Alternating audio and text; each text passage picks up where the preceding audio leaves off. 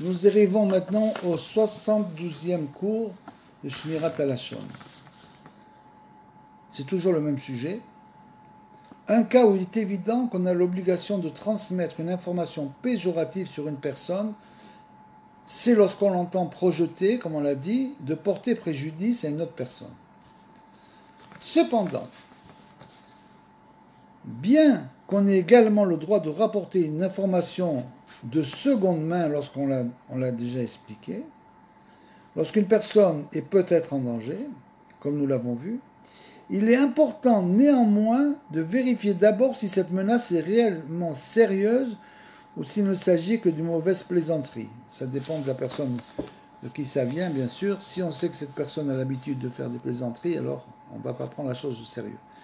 Par contre, si on sait que cette personne n'est pas du tout du genre à faire des plaisanteries en ce qui concerne ses biens, etc., c'est-à-dire qu'elle est extrêmement accrochée à son monde matériel, alors le préjudice financier est certainement tout à fait possible. La condition stipulant qu'il faut d'abord réprimander la personne en cause, comme on l'a expliqué au 45e jour, ne s'applique ici que si on pense qu'on peut la persuader de renoncer naturellement. Ça, c'est un grand klal. Dès l'instant où on désire réprimander pour changer une personne, comme on l'expliquait auparavant, c'est toujours dans le cas où on pense qu'on arrivera à la persuader à renoncer. Ce qui est malheureusement, dans la plupart des cas de préjudice, c'est bien sûr extrêmement difficile. Sinon, cela ne la poussera peut-être qu'à modifier ses projets pour qu'ils ne soient pas découverts. C'est-à-dire que ça va être encore pire. Si on sait que la personne est vraiment une personne qui n'est pas droite du tout, alors bien sûr, il faut éviter de lui parler, parce qu'après, elle va modifier ses projets, elle va continuer toutes ces menaces et ces malhonnêtetés, bien sûr. Les autres conditions sont requises ici, comme pour toutes les autres catégories de propos constructifs, c'est-à-dire qu'on doit uniquement avoir l'intention d'éviter un préjudice, et non par exemple d'avoir le plaisir de démasquer le coupable. On doit donc vouloir éviter un préjudice. S'il existe une autre façon de procéder permettant de ne pas révéler le nom du conspirateur, c'est elle qu'il faut choisir toujours, bien sûr. Et de même, il faut s'assurer dans la mesure du possible que le colporteur ne subira pas de préjudice inutile.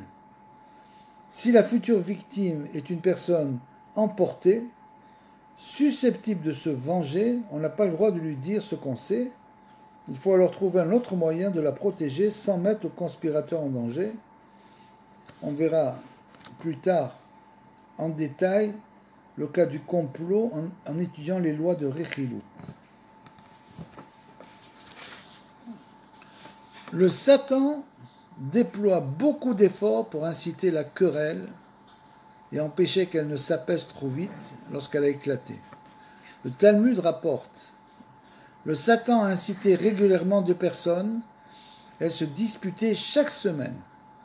Au moment du crépuscule de la veille de Shabbat, Rabbi Meir vint leur rendre visite et les retient 3 fois de suite au crépuscule en attendant qu'elles fassent la paix entre elles. Parce que, comme on l'a expliqué, on sait que un des moments de la semaine qui est un moment de prédilection pour le mauvais penchant, pour le Bal Davar, c'est justement au moment où on va allumer les Nérot de Shabbat. Donc il faut faire très attention pendant ces moments-là, qu'une discorde éclate entre l'homme et la femme, puisque les Nérot de Shabbat, c'est le Shlom Bayit. Donc il faut faire très attention, c'est un moment de prédilection du Bal Davar. Et donc Rabbi Meir est venu 3 fois de suite à ce même moment, car elle savait que c'était un moment où elles avaient le plus envie de se battre, bien sûr. Après cela, il entendit le Satan qui disait: malheur, Rabbi Meir a enlevé ce personnage, c'est-à-dire le Satan, de sa maison, là où il était le bienvenu jusqu'à présent. Gittin 52. Le Midrash dit que le mot machloket, querelle, est un acronyme de Maka, blessure, Charon, la colère, Vilikou, le malheur, Klala, la malédiction, et Tachlit, qui est la fin. car la discorde amène finalement la destruction sur l'homme. Donc, c'est un acronyme des mots Machloket, Maka, Charon, Likud, Klala, Vetachlit. Plus une personne est importante, plus sa faute est grande lorsqu'elle se querelle. Bien sûr, celui qui a atteint un niveau spirituel, quand il fait une faute, il fait beaucoup plus de dommages qu'une personne qui n'a atteint aucun niveau spirituel. C'est pour ça qu'apparemment, on voit des gens qui sont très très loin de la Torah et qui font des fautes permanentes. Ces gens-là, on le voit, ne sont pas punis immédiatement. Naturellement, ça peut mettre des années, des dizaines d'années. Alors qu'une personne qui atteint un haut niveau spirituel, dès qu'elle fait la moindre faute, elle est punie immédiatement.